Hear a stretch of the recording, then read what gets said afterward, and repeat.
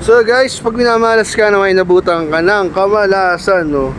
Dahil nga, ay, sakto, gabing-gabi pa, no? Dito tayo sa Dapitan Sports Complex, ayan. So, dyan tayo nagba-basketball. So, may basketball swimming yung gabi. Then, sakto, pag hinto ko dito sa parking namin, is ayaw na ulit mag-start ng motor ko. Yun pala, is low battery na. So, sabi rin ng mekaniko ko, is paubos na talaga yung battery ko. Well, medyo, syempre, gipit pa, hindi pa payday. Tataon ko sana sa payday, palit ng battery, kaso, yun, hindi na nahintay yung payday, kaya ito, tirik malala tayo. Pero buti na lang, nakapag-search tayo sa Facebook, at meron tayo nakuha. Kaya waiting lang tayo sa Lalamove Rider natin. Yun guys, so after 2 hours, dumating din. 31 kilometers din sa binyahe ni boss. Yung boss, bed na boss na? Okay. Okay na. So ito guys, sukat. Audigil battery, YTX9BS. So ito yung sasabi sa inyo na guys, pagkatanggal na natin, check natin kung kaya na alisin. So naka-band lang naman siya, naka-strap lang yung battery. So atangin na natin para maalis na. Ayan, madali lang naman mag-alis ng stock na battery. So kaya kailangan meron tayong mga basic knowledge sa mga ganito, no?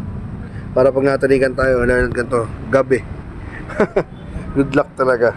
Ayan guys, so ito yung stock natin, yung Excite. Ayan. Then ito na yung bago. Ayan. Audio battery. So nilagay ko na agad yung rubber sleeves para siguro hindi nagbabay kasi plastic to eh. Ayan. Plastic yung holder ng battery. Ayan. Then ingay. Then may strap na rin siya para pag hahatake mo na lang siya pagpapalitan mo.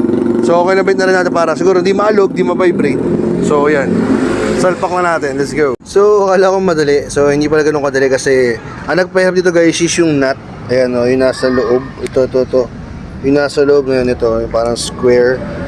Ayan, kasi kailangan dahan-dahan. Kaya mapakagat mo muna yung bolt. Saka to. Ito. Yung sa battery.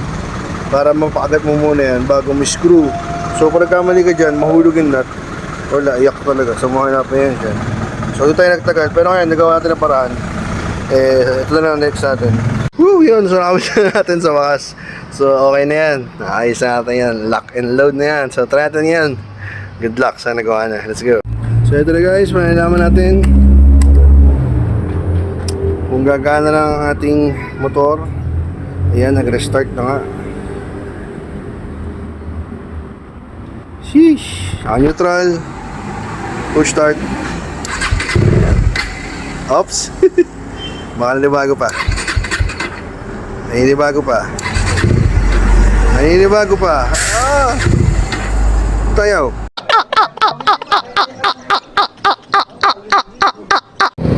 Woo! So yun, okay na. So kailangan lang pala pag-start mo is bomba. Binomba ko na medyo matagal.